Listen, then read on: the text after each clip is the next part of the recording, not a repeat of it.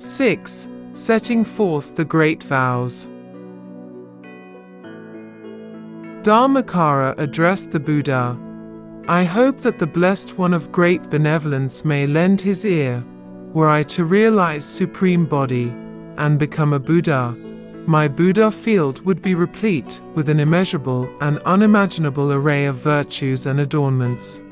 There would be no denizens of hell, no hungry ghosts, no birds, no beasts. No crawling, flying and wriggling creatures or beings, including those ensnared in Yama's realm, within the three evil paths, would be reborn in my land and be transformed by my Dharma. All would achieve perfect Sambodhi, never again descending into evil destinations. If this vow is fulfilled, I have become a Buddha. If it remains unfulfilled, I have not attained Supreme Sambodhi. Were I to become a Buddha, all beings in the realms in the 10 directions, reborn in my land, would possess bodies of pure gold and the 32 marks of a great man, a uniform appearance, upright and pure. So long as there are differences in form and appearance, and the concepts of beauty and ugliness still exist, I have not attained Sambodhi.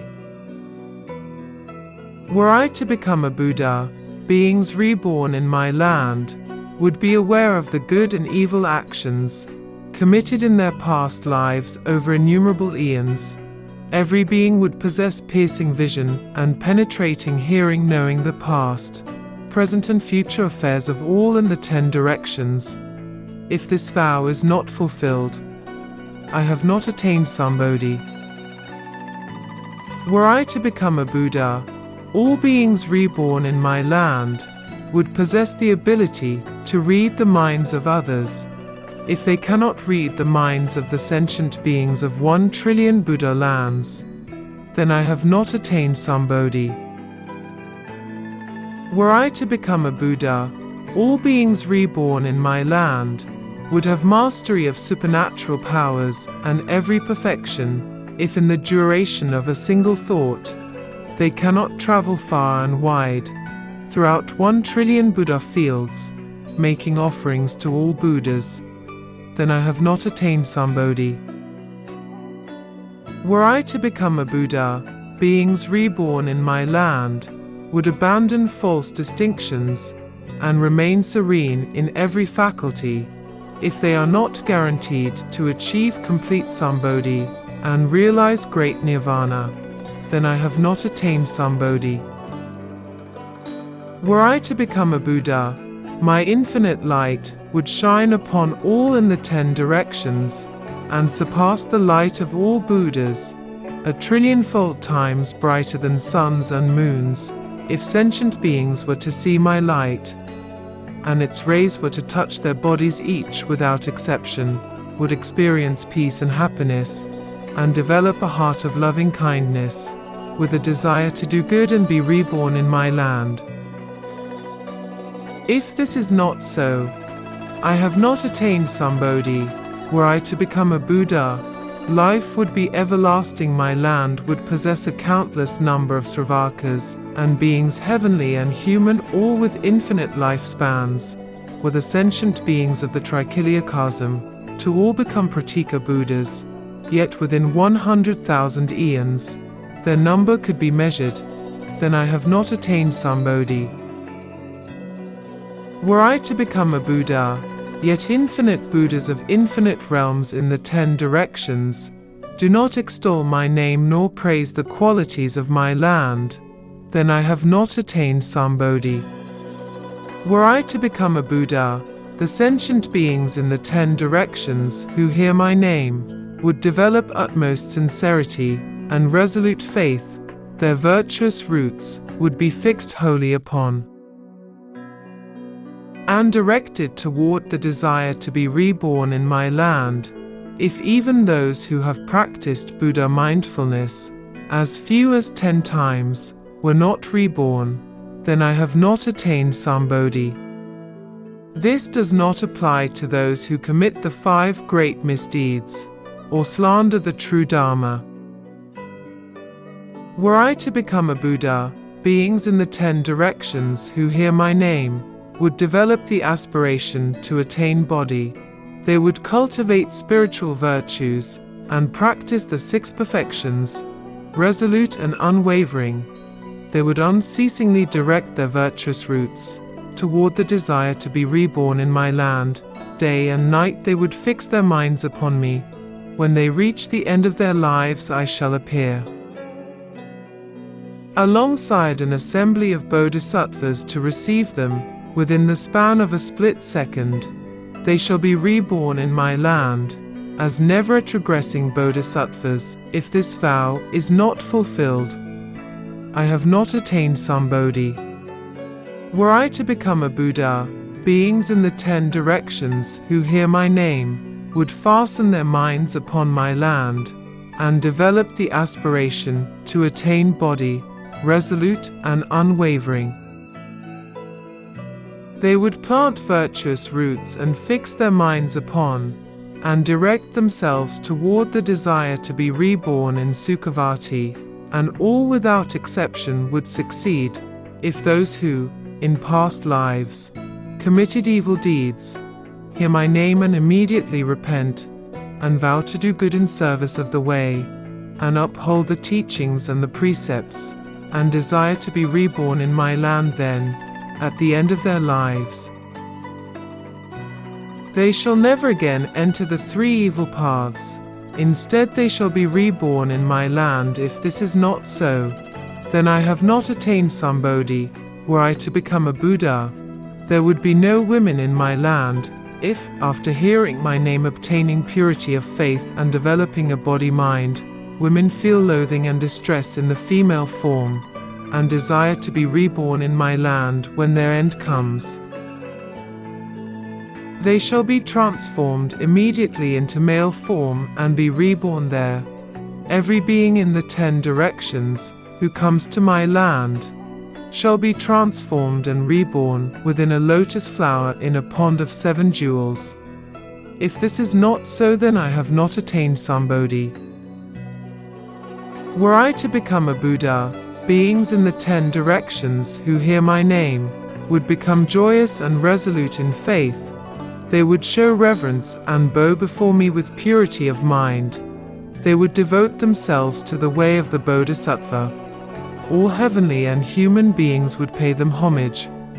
After hearing my name and reaching the end of their lives, they shall be reborn into a respectable household and possess flawless physical and mental faculties. They shall unceasingly devote themselves to a distinctly pure form of practice. If this is not so, then I have not attained Sambodhi. Were I to become a Buddha, even the concept of non-good would not exist in my land. All beings reborn there would be of one mind, together united on the straight path, eternally detached from anguish, with minds becalmed. They would experience joy, like a bhiksu cleansed of all defilements. If discriminative thought still arises within them, or attachment to bodily form, then I have not attained Sambodhi. Were I to become a Buddha, those reborn in my land would possess infinite roots of virtue. All would attain bodies as hard as diamond and as strong as Narayana. Moreover, a bright light would shine from the top of their crowns. All would achieve perfection in every form of wisdom and limitless eloquence. All would be talented at explaining the esoteric and essential elements of every Dharma. All would preach the Dharma and follow the way. Their words would ring like bells. If this is not so, I have not attained Sambodhi.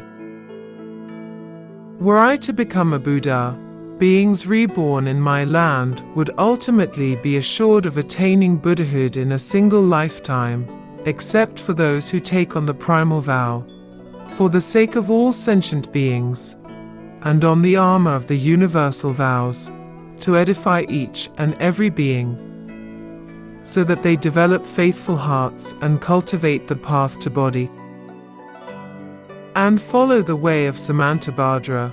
Even if they are reborn in other worlds, They shall remain detached from evil paths, whether they enjoy preaching the Dharma, hearing the Dharma, or developing psychic powers. Whatever they desire, they may practice at will, assured of attaining perfection therein. If this is not so, I have not attained Sambodhi. Were I to become a Buddha, food, clothing and every item of worship required by those reborn in my land would appear when so desired. All Buddhas in the 10 directions would receive these offerings as soon as they so wished. If this is not so, I have not attained Sambodhi. Were I to become a Buddha, all things in my land would be purified and adorned, radiant and beautiful, of singular appearance, the absolute pinnacle of elegance and refinement, entirely without equal.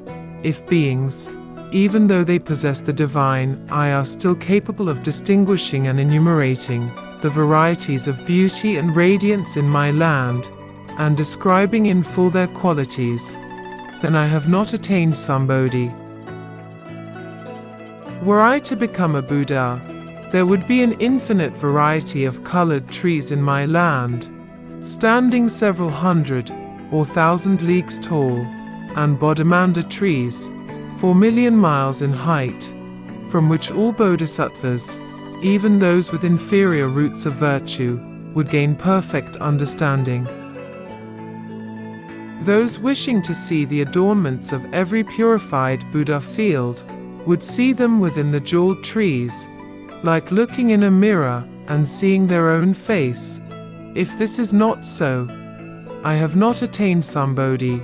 Were I to become a Buddha, my Buddha field would be vast, adorned and purified, as bright and lustrous as a mirror illuminating the immeasurable, innumerable, and indescribable Buddha worlds in the 10 directions. Seeing this, the hearts of beings shall be filled with wonder. If this is not so, I have not attained Sambodhi. Were I to become a Buddha, from the ground up to the void there would be palaces and pavilions, ponds and streams, flowers and trees.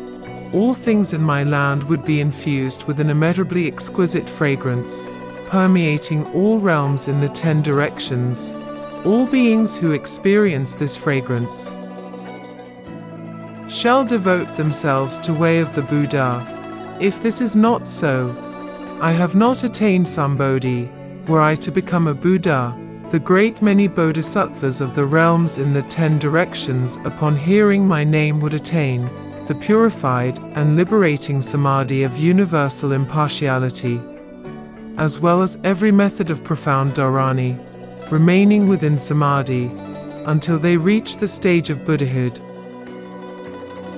Within samadhi they shall unceasingly make offerings to each and every innumerable Buddha, never losing concentration. If this is not so, I have not attained Sambodhi. Were I to become a Buddha, the great many bodhisattvas of other realms, upon hearing my name, would realize the Dharma of detachment from rebirth and acquired dharanis. They would be purified and joyful, capable of abiding in equanimity. They would devote themselves to the way of the Bodhisattva and perfect their roots of virtue. If, at once, they do not attain the 3 forms of acceptance, or are incapable of realizing the state of non-retrogression, then I have not attained Sambodhi.